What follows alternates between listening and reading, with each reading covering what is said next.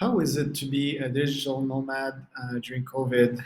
This pandemic, has been quite tough for everyone.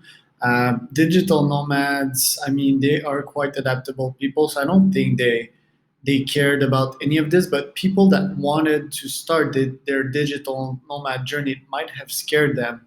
Although I know one of my employees this year, he actually started his nomad journey, maybe because in part I advised him, but for you guys that want to become digital nomads, aka people that want to travel the world while working and having fun, you might be asking yourself the question, hey, like, how do I begin this? Or am I stuck to wherever I am, in Canada, US, wherever?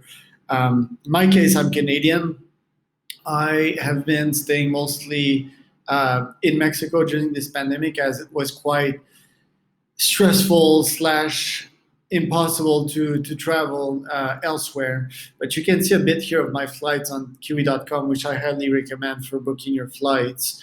I have traveled a little bit inside Mexico during this pandemic. So that's the secret and the tip there. Like, take one country. You don't need to go like all over the place like I did 3 years ago, like doing Chile, doing Buenos Aires in Argentina, Uruguay, and going like all over the place. You can stay in one country and have a lot of fun. Um, so a couple of flights that are here, not all of them are there, probably because I booked like in other platforms, and or maybe I even took the bus sometimes because the bus is like a really good way to move yourself around, better than the flights. I can make another video to explain more on that. But bottom line, like, I've been staying in Mexico. Pandemic quite began a bit before this uh, Guatemala trip that I made here. So that was, I don't remember really when it was. This one was me coming back to Mexico because I had to go out of the country as a Canadian because I can only stay there 6 months. So, yeah, basically we traveled to Guatemala, came back to Mexico afterwards, and the COVID like thing had begun back then. I remember we went in San Cristobal de las Casas, which is like really south of Mexico, almost like Guatemala border. And yeah, people were freaking out. And by the time that I took like the flight from Mexico City to Manzanillo, like things were full on. This specific flights, I didn't even think that they would actually accept us. I was like, shit, we're taking a huge risk here. And by the way, that was like the best Airbnb I ever had. Well, almost the best one, or yeah, the best one actually in 2020. Um, Penthouse balcony and everything. So like we're like, okay, let's take the risk. It's worthwhile, and we made it, which was quite amazing.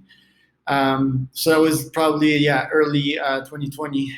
Um, so my tip for you is, if you're Canadian or U.S. nationality, or actually any nationality that can stay at least 6 months in Mexico, go there. Like, it's the ideal place. It's cheap. It's fun. It's safe. Like, contrary to a lot of people think. So I would definitely stay there and explore like an array of destination. Right now I'm in Cancun. First time I actually like locally explore Cancun for real. Although I've been there like quite a few times as a tourist.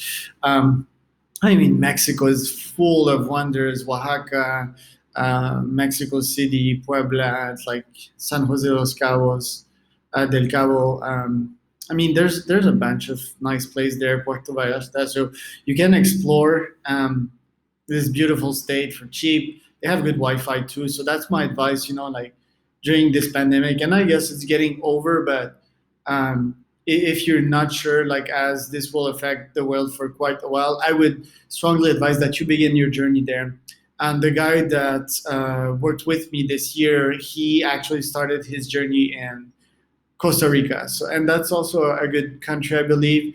Panama is pretty cool as well because they do require COVID tests when you come in. I know that the flights are cheap, but Mexico, they don't even ask for a COVID test. It's like, you just come in and help, or tourism industry, which I think is respectable. Um, Slash, or they just don't have the money to take care of this pandemic, which is another side of the medal. That being said, This video is filmed like in June 2021. And you guys, I mean, begin your digital nomad journey. Whether you're stuck at home with your parents or you're paying a rent that's too pricey, like in a town that doesn't move, and change your environment, like travel and change your mindset, your environment. You'll be thankful forever for that move. Being a digital nomad is still the best lifestyle to me and to young people, according to me. So I would highly, strongly advise that you start your journey without a question.